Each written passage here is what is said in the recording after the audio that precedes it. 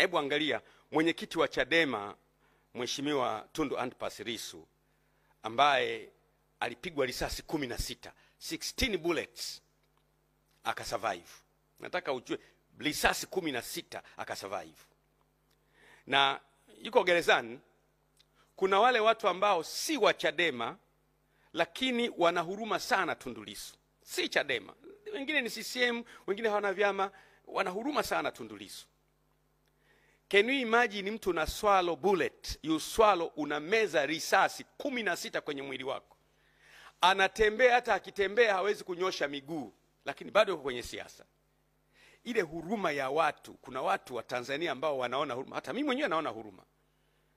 Je, watu hawa wanaomwonea huruma Lissu kwa hali alionayo, anakabiliwa na kesi hiyo, yuko gerezani, watapiga kula?